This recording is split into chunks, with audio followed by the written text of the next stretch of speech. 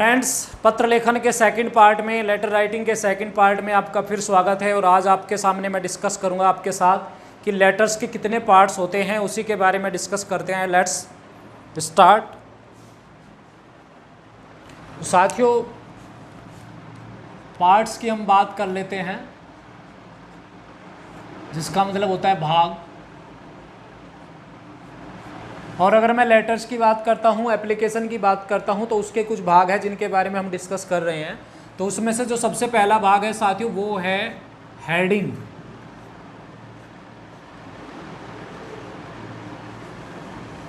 Heading, जिसको साथियों हिंदी में कहते हैं शीर्षक। हेडिंग को हम जानते हैं शीर्षक के नाम से, और ये हेडिंग बहुत ही क्रूशियल पॉइंट है लेटर राइटिंग के अंदर, क्योंकि अगर हेडिंग सही हो गया तो आपका जो पूरा लेटर्स है उसकी जो फाउंडेशन है वो सही तरीके से रखी गई, और आपका जो माइंड मेकअप है वो सही रहेगा और आप सही से लेटर लिख पाओगे। तो इसका मतलब है कि हमें हेडिंग को कीप इन माइंड करना चाहिए, ध्यान में रखना चाहिए, और उसे बेहतर से बेहतर लिखने की कोशिश करनी चाहिए।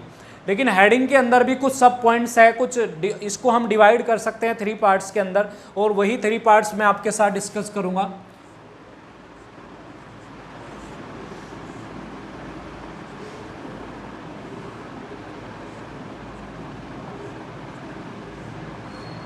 साथियों, जो इसका पहला पार्ट होता है शीर्षक का, हेडिंग का जो पहले पार्ट होता है, उसको हम कहते हैं सेंडर्स एड्रेस। सबसे पहला पार्ट होता है सेंडर्स एड्रेस।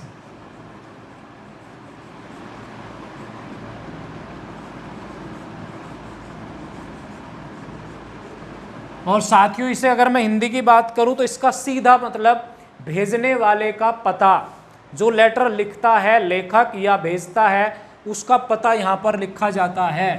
तो आप इसे यहाँ ऐसे भी लिख सकते हैं, अपने मन में ये भी रख सकते हैं कि ये जो यहाँ लिखा गया है वो भेजने वाले का पता है।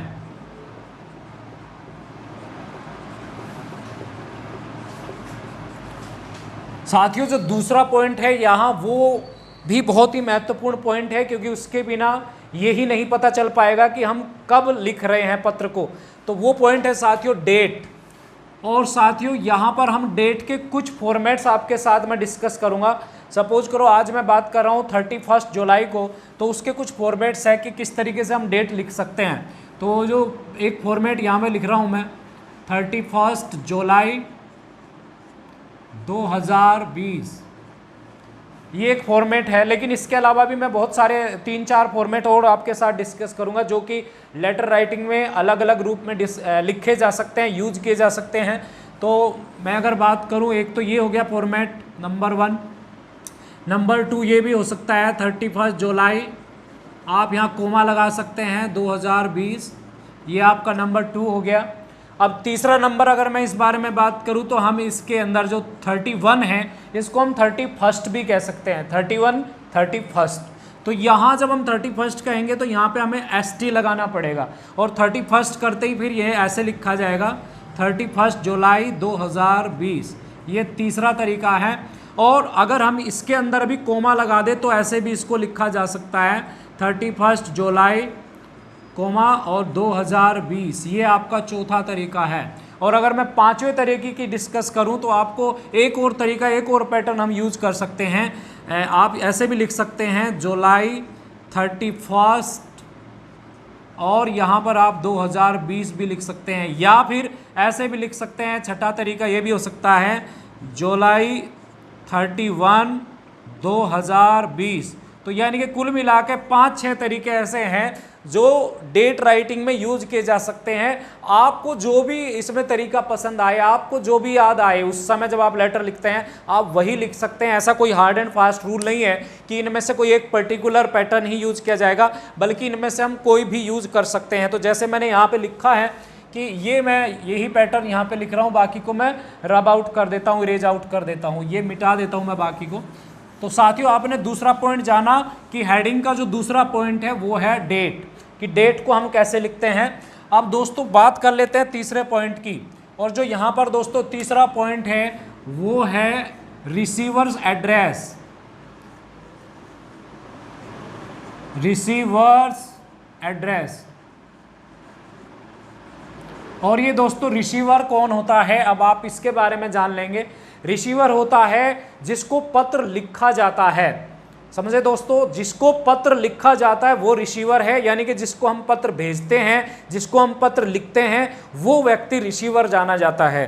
तो प्राप्तकर्ता, हम ऐसे भी कर सकते हैं, प्राप्तकर्ता, जो पत्र को प्राप्त करता है। ये यहाँ पे आपके आ गई डेट, जिसे हम हिंदी में दिनांक भी कहते हैं। तो साथियों ये 3 पॉइंट आपके हो गए, हेडिंग के अंदर ये तीनों पॉइंट आपने इंक्लूड करने ही करने पड़ेंगे।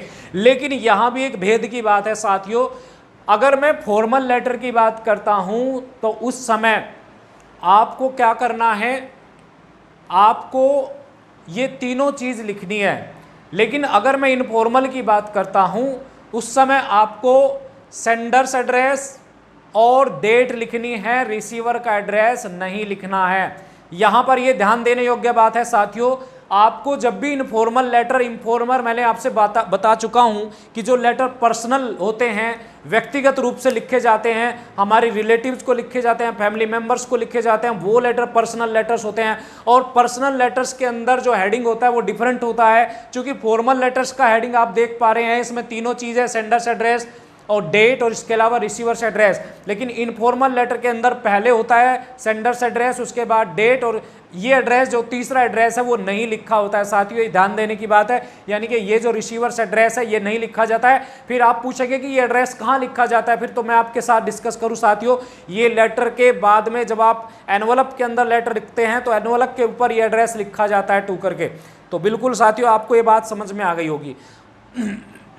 अब साथियों हम दूसरा पॉइंट जो है वो डिस्कस कर लेते हैं यहाँ पर।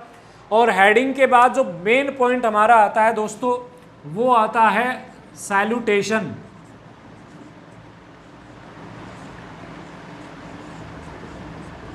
सैल्यूटेशन, जिसे अंग्रेजी में तो हमने सैल्यूटेशन कह दिया, लेकिन हिंदी में इसे कहते हैं अभिवादन।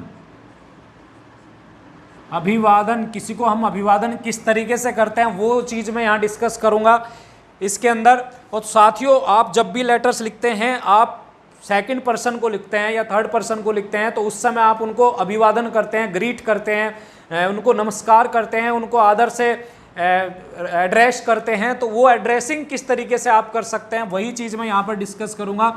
आप यहाँ पर मैं सबसे पहले इनफॉर्मल लेटर की बात करूँगा। अब इनफॉर्मल लेटर्स चूंकि आपको आपके फैमिली मेंबर्स को लिखे जाते हैं, कुछ मेंबर्स आपसे बड़े हो सकते हैं और कुछ मेंबर आपसे छोटे भी हो सकते हैं, कुछ आपके सेम एज ग्रुप भी हो सकते हैं। साथियों मैं आपसे बता दूं, जब भी हम बड़े व्यक्तियों को, अगर मैं पर्सनल लेटर की बात कर रहा हूं, जब भी हम अपने से उम्र में बड़े व्यक्तियों को लेटर लिखते हैं तो उनको एड्रेस करते समय उनका नाम नहीं लिखते हैं। उनको एड्रेस करते समय उनका नाम नहीं लिखते हैं। इसका ये सीधा सीधा मतलब हुआ कि सपोज करो मुझे अपने पापा को लेटर लिखना है या अपनी मम्मा को लेटर लिखना है, तो उस समय मैं ये नहीं कहूँगा कि डियर उदय सिंह, ठीक है दोस्तों। तो आपको क्या लिखना, डियर फादर, आपको केवल उसका डेजिग्नेशन लिखना है, यानी कि उस पिता की जो पोस्ट है, वो पद है, या जो भी आपका उससे ब्लड रिलेशन है, वो किस तरह का रिलेशन है, वो रिलेशन का आप अपने नाम लिखना है। तो यहाँ पर आप लिखेंगे dear father, dear mother, dear brother, ये सब चीज़ आप लिखने वाले हैं। लेकिन भाई अगर आपसे छोटा है या कोई साथी आपका आपसे छोटा है तो आप क्या करेंगे, उस समय उसका नाम लिखते हैं। तो मैंने आपसे बता दिया कि आप किस तरीके से लिखेंगे। ये आपने लिखा डियर फादर क्योंकि ये आपसे बड़ा है, लेकिन अब आपको लिखना अपने छोटे भाई रमेश को पत्र, तो आप उस समय क्या करेंगे, उसका नाम मेंशन करेंगे क्योंकि वो आपसे छोटा है। तो आप उस समय लिखेंगे डियर रमेश। अब साथियों आपने अपने छोटों से भी लिख दिया, अपनी सेम एज ग्रुप में भी आप नेम मेंशन कर सकते हैं, लेकिन अपने बड़ों को आप नेम मेंशन नहीं करेंगे। इसके अलावा मैं आपको बता दूं, जब आप अपने दोस्तों को लेटर लिखते हैं, और चूंकि दोस्त भी हमारी एज ग्रुप के ही होते हैं लगभग, तो हम क्या करते हैं उस समय डियर फ्रेंड रवि नहीं लिखते हैं। फ्रेंड यानी कि उनका जो रिलेशन है उसको हम एड्रेस नहीं करते, बल्कि हम उनका नाम लिख देते हैं। यानी कि जिस तरीके से हमने डियर रमेश लिखा है, ऐसी तरीके से हमारा कोई भी फ्रेंड है, सपोज करो हमारा फ्रेंड अरुण है या अर्जुन है या मोहित है, तो उस समय लिखते हैं हम डियर मोहित, डियर अरुण, डियर अर्जुन। बात कर ली हमने साथियों जब हम इनफॉर्मल लेटर लिखते हैं, लेकिन हम बात करने वाले हैं अब फॉर्मल लेटर में किस तरह का संबोधन, किस तरह का एक सैल्यूटेशन होना चाहिए, तो वो हम बात करने वाले हैं साथियों। जब भी आप लेटर लिखते हैं, चूंकि फॉर्मल लेटर्स 4 भागों में बटे होते हैं, बिजनेस होते हैं हमारे, ऑफिशियल लेटर्स है, इसके अलावा लेटर टू एडिटर्स है और एप्लीकेशंस है। तो आप जब भी लेटर्स लिखते हैं, सपोज करो आप अपने प्रिंसिपल को लेटर लिख रहे हैं, तो वहां पे आप डियर प्रिंसिपल भी कह सकते हैं, लेकिन ज्यादा सुटेबल क्या होगा, ऑनरेबल प्रिंसिपल सर लिख सकते हैं आप, रिस्पेक्टेड प्रिंसिपल सर ये भी लिख सकते हैं, रेवरेंड प्रिंसिपल सर ये भी आप लिख सकते हैं। और यहां पे एक और बात मैं आपसे बता दूं, सर विद ड्यू रिस्पेक्ट भी लिख सकते हैं, यानी कि प्रिंसिपल को जब आप लिखते हैं तो उसका जो डेजिग्नेशन है वो नहीं लिखते हम, डियर प्रिंसिपल सर नहीं कहते, बल्कि डियर सर या रिस्पेक्टेड सर या ऑनरेबल सर हम लिखते हैं।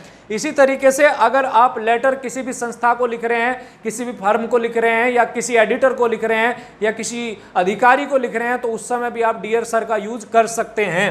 तो जब आप किसी व्यक्ति को लिखते हैं तो डियर सर लिखेंगे, और किसी हम लेडी को अगर लेटर लिख रहे हैं, उसको अब हमें एड्रेस करना है, उसको सैल्यूटेशन लिखना है, तो हम उसमें क्या करेंगे, मैडम, और इसका शॉर्ट फॉर्म मैम भी हो सकता है, जैसे हम इसे लिख सकते हैं ऐसे, लेकिन बेसिकली क्या है, हम मैडम ही लिख देते हैं। तो इस तरीके से आपका सैल्यूटेशन जो है शुरू हो जाता है और आप पत्र लिखना शुरू कर देते हैं। दोस्तों तीसरा जो पॉइंट है हमारा, अगर मैं बात करूं फॉर्मल लेटर की, तो फॉर्मल लेटर में हमारा जो तीसरा पॉइंट है वो है सब्जेक्ट। दोस्तों सब्जेक्ट भी बहुत ही इंपॉर्टेंट है, जिसका मतलब है विषय। अब ये विषय है क्या चीज और इसके बारे में हमें क्यों जानना चाहिए साथियों। विषय वो चीज है, वो पॉइंट है जिसको आधार मानकर आप पत्र लिख रहे हैं, जिसके कारण से आप पत्र लिख रहे हैं, यानी कि विषय का होना फॉर्मल लेटर में 100% नेसेसरी है। लेकिन अगर हम बात करते हैं पर्सनल लेटर्स की, तो वहां विषय का लिखा जाना बिल्कुल भी जरूरी नहीं है, यानी कि विषय को हम नहीं लिखते हैं, सब्जेक्ट को हम मेंशन नहीं करते हैं किन लेटर्स के अंदर, पर्सनल लेटर्स के अंदर। इसका मतलब आपको ये बात समझ में आ गई कि पर्सनल लेटर्स में सब्जेक्ट नहीं लिखा जाता, लेकिन फॉर्मल लेटर के अंदर, इन पर्सनल लेटर के अंदर हमें जो है सब्जेक्ट लिखना ही लिखना होता है। और सब्जेक्ट आपको पता लग गया, वो पॉइंट है जिसके बारे में हम कोई भी लेटर जो है डिस्कस करने जा रहे हैं। तो सब्जेक्ट आप जरूर लिखें। इसके अलावा जो हमारा चौथा पॉइंट है साथियों, वो है बॉडी। बॉडी, इसके अलावा बॉडी के बाद अगर बॉडी को हम बात करें, एक कंटेंट भी कह सकते हैं, या फिर हम इसे कह सकते हैं मैसेज। अब ये जो पॉइंट है ये क्या है और इसका मतलब क्या है, इसी के बारे में आपसे मैं बात करने वाला हूं। जिस तरीके से आपको जानते हैं बॉडी का मतलब क्या है, शरीर है, और कंटेंट क्या, विषय वस्तु है, मैसेज क्या, एक संदेश है। तो आपने अभी सब्जेक्ट के बारे में सीखा है कि सब्जेक्ट वो पॉइंट होता है जिसके बारे में हम लेटर लिखते हैं। अब उस सब्जेक्ट को जब हम एलाबोरेट करते हैं, एक्सपेंड करते हैं, और अपने व्यूज उसमें हम एलाबोरेट करके लिखते हैं, तो वो चीज आपकी बॉडी, कंटेंट और मैसेज होती है। अब आपने देखा जिस तरीके से हमारा जो हेडिंग है, हमारा सिर है, ये एक तरीके से सिर है, और सैल्यूटेशन और सब्जेक्ट क्या है, गर्दन की तरह काम करता है लेटर में, और आपका जो बॉडी है ये बॉडी पार्ट है आपका। तो इस तरीके से, जिस तरीके से शरीर के अंदर बॉडी काम करते हैं, उसी तरीके से आपका लेटर में भी बॉडी इंपॉर्टेंट है, उसी तरीके से। अब बॉडी में हम लिखते क्या है और कितने पैराग्राफ हमें बनाने चाहिए साथियों। बॉडी में वो सारी बातें हमें लिखनी होती है जो लेटर की डिमांड है, लेटर क्यों लिखा जा रहा है, लेटर का प्रयोजन क्या है, ऑब्जेक्टिव क्या है लेटर लिखने का, वो सारी चीजें हम इनमें डिवाइड करते हैं और उनको हम प्रॉपरली लिखते हैं साथियों। अब क्वेश्चन आपके मन में ये उठा होगा कि कितने पैराग्राफ होने चाहिए कि लेटर हम लिख सके। मैं आपको बता दूं, कम से कम 2 पैराग्राफ होने चाहिए और अधिक से अधिक 3 पैराग्राफ आप जो है लेटर राइटिंग में कर सकते हैं। इसके अलावा ये हार्ड एंड फास्ट नहीं है, 3 से भी ज्यादा अगर हो जाता है तो भी कोई प्रॉब्लम नहीं है। लेकिन आपको क्या करना पड़ेगा, आपको वर्ड लिमिट का कंसर्न करना पड़ेगा, वर्ड लिमिट को फॉलो करना पड़ेगा। अगर वर्ड लिमिट से ज्यादा हो जाता है तो फिर प्रॉब्लम क्रिएट हो सकती है। इसका मतलब है कि 2 से 3 पैराग्राफ प्रॉपर एक सूटेबल मेथड होता है लेटर राइटिंग का, यानी कि जब आप लेटर लिखते हैं तो आपको 2 या 3 पैराग्राफ लिखने होते हैं। इस तरीके से आप बना सकते हैं। तो ये एक कंटेंट हो गया, ये मैसेज हो गया। इसके बाद हमारा जो 5वां पॉइंट है साथियों, वो कौन सा पॉइंट है, वो क्या चीज हम डिस्कस करने जा रहे हैं। और साथियों ये पॉइंट होता है आपका कॉम्प्लीमेंट्री क्लोज, या इसे हम सब्सक्रिप्शन भी कहते हैं। सब्सक्रिप्शन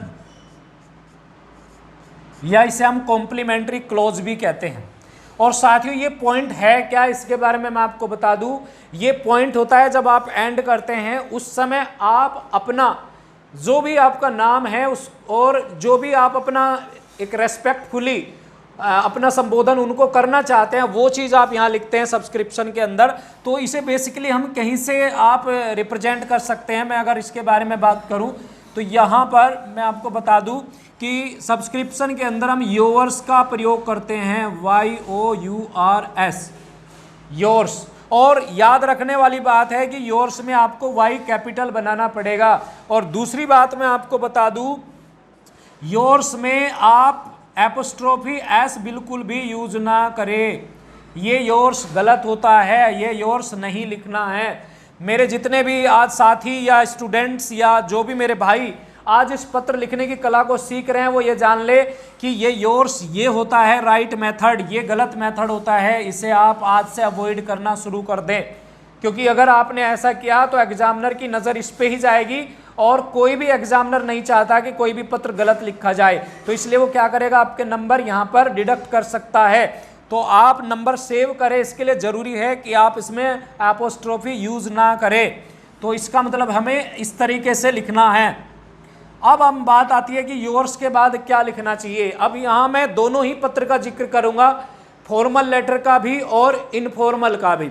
तो साथियों अगर मैं इनफॉर्मल लेटर की बात करता हूं पहले, तो चूंकि ये लेटर्स क्या है, हम अपने रिश्तेदारों को, अपने माता पिता को, अपने भाई बहनों को लिखते हैं या दोस्तों को लिखते हैं, तो उस समय वहां हमें उसी तरह के जो वर्ड्स होते हैं, आपका प्यारा, आपका शुभचिंतक, आपका अपना, तो ये हिंदी में जब हम ऐसा सोचते हैं तो इन्हीं को अंग्रेजी में अगर हम ट्रांसलेट करते हैं तो कई वर्ड्स निकल के आते हैं। जैसे यहाँ पे हम कह सकते हैं योर्स लविंगली,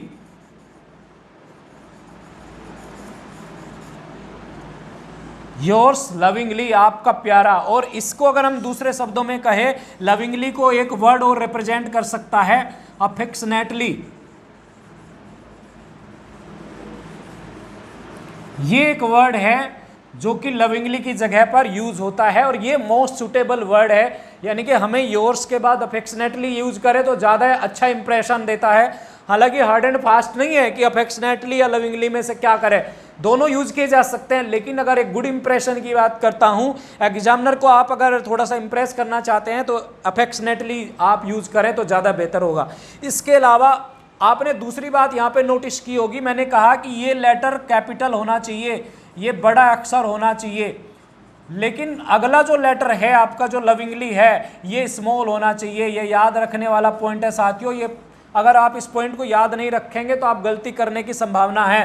तो आपको समझ में आ गया कि कौन सा लेटर बड़ा होना है और कौन सा लेटर छोटा होना है, और आपको ये भी समझ में आ गया कि किस तरीके से हमें कोमे को, एपोस्ट्रोफी को अवॉइड करना है। तो अब हम बात करते हैं कि इसके अलावा योवर्स भी हम यहाँ लिख सकते हैं, और योवर्स के बाद हम कोमा लगा सकते हैं। योवर्स एवर भी हम लिख सकते हैं, योवर्स एवर, हमेशा के लिए आपका। तो ये यहाँ पर लिखा जा सकता है। लेकिन ये योर्स एवर आप अपने जो हमारे हाफ लाइफ है, यानी कि हमारी वाइफ है, स्पाउस है, उसको ये लिख सकते हैं, या हमारी कोई भी गर्लफ्रेंड है उसको ये लिख सकते हैं। और ये अपने माँ बाप को भी लिखा जा सकता है क्योंकि हमेशा उनके बच्चे ही रहते हैं हम, तो ये हमारे पेरेंट्स को भी लिखा सकते हैं क्योंकि हम उनके फ्रेंड हमेशा रहते हैं। तो दोस्तों ये भी लिखा जा सकता है। इसके अलावा हमने बात कर ली पर्सनल लेटर में एक सब्सक्रिप्शन किस तरीके से लिखते हैं। अब हम बात करते हैं कि जो हमारे फॉर्मल लेटर होते हैं उनके अंदर सब्सक्रिप्शन किस तरीके से लिखा जाता है। तो मैं आपको यहाँ पे कुछ पैटर्न आज डिस्कस करूँगा। यहाँ सबसे पहले पैटर्न करता हूँ मैं ये, आप जब भी लेटर लिखते हैं, जैसे लेटर टू एडिटर आप लिख रहे हैं, तो उस समय आप क्या करते हैं, योर्स फेथफुल्ली वहाँ पर आपको लिखना चाहिए। इसके अलावा अगर आप किसी अजनबी को पत्र लिख रहे हैं तो उस समय आपको योर्स ट्रूली वहाँ पर लिखना चाहिए। ये ध्यान रखने की बात है साथियों। योर्स फेथफुली या सिंसियरली भी यहाँ पर लिखा जा सकता है। बल्कि ये कहा जाता है कि जहां नेम मेंशन हो वहां पर सिंसियरली यूज करना चाहिए और जहां नेम मेंशन नहीं हो वहां पर फेथफुली यूज करना चाहिए। योर्स ट्रूली आपने लिख दिया तो यानी कि 3 वर्ड आप यहां पे देख सकते हैं, yours faithfully, yours sincerely and yours truly. इसके अलावा हम लेटर्स लिखते हैं या एप्लीकेशन लिखते हैं प्रिंसिपल सर को, उस समय एज ए स्टूडेंट अगर हम लेटर लिख रहे हैं, देखिए आप जो है अगर सपोज करो आप एक टीचर है और आप जॉब के लिए एक लेटर लिख रहे हैं तो उस समय आप एक स्टूडेंट नहीं होते हैं, तो उस समय जब आप एप्लीकेशन का सब्सक्रिप्शन लिखना है तो वहां आपको योर्स फेथफुली या योर्स सिंसियरली ही लिखना पड़ेगा, लेकिन एज ए स्टूडेंट आपको योर्स ओबीडियंटली लिखना होगा। कैपिटल लेटर से योर्स बनाएंगे और फिर उसके बाद ओबीडियंटली। साथियों ये सब्सक्रिप्शन आपने आज सीख लिया होगा, मुझे पूरा विश्वास है। और अब हम बात करते हैं लास्ट अगले पॉइंट की, और अगला पॉइंट है साथियों name and signature of the writer. यहां इस पॉइंट में हम बात करने वाले हैं name and signature of the writer, यानी कि अब हमें लिखना है जो पत्र लिखने वाला है उसका नाम या फिर उसका सिग्नेचर। तो सपोज करो उसका नाम कोई भी है, हम उसका नाम अरुण मान लेते हैं और यहाँ पे हमने लिखा अरुण कुमार, और उसके बाद हम क्या करते हैं इसके सिग्नेचर हम इसके ऊपर लेते हैं। ध्यान रखने की बात है साथियों, जब भी आप साइन करें तो नीचे ना करें, नाम से हमेशा ऊपर ही साइन करने चाहिए, और जब आप साइन करें तो इसे आप ब्रैकेट में कर ले। तो यहाँ पे सपोज करो हमें अरुण कुमार के साइन करने हैं, तो इस तरीके से अगर हम साइन करते हैं तो इस हमारा जो लेटर है वो कंप्लीट हो जाता है। लेकिन जब कभी कभी क्या होता है फॉर्मल लेटर्स में कुछ हम एनक्लोजर्स लगाते हैं, यानी कि कुछ ऐसे हमारे डॉक्यूमेंट्स होते हैं जो हम अपने पत्र के साथ अटैच करते हैं, तो उसके लिए भी हम यहाँ पे लिख सकते हैं कि हम एनक्लोजर्स भी, इसके अंदर एक पॉइंट होता है और ये भी हम जो है अपने पत्र में लिख सकते हैं। तो साथियों आज मैंने आपके साथ डिस्कस किया कि पार्ट्स ऑफ लेटर कितने हैं और पार्ट्स ऑफ लेटर लिखे कैसे जाते हैं। इससे आगे की जो पार्ट है यानी कि पत्र लिखते कैसे हैं पत्र, तो वो डिफरेंट जो लेटर्स हैं मैं आपके सामने लिख के दिखाऊंगा अपनी अगली वीडियो में। तब तक के लिए बाय। और मैं आपसे एक रिक्वेस्ट करता हूं कि अगर आपको मेरी बात कोई भी पसंद आई हो, मेरी थ्योरी या मेरी टीचिंग या मेरा मेथड कुछ भी पसंद आया हो तो लाइक ज़रूर करिएगा, सब्सक्राइब जरूर करिएगा, कमेंट एंड शेयर जरूर करिएगा। Thank you very much.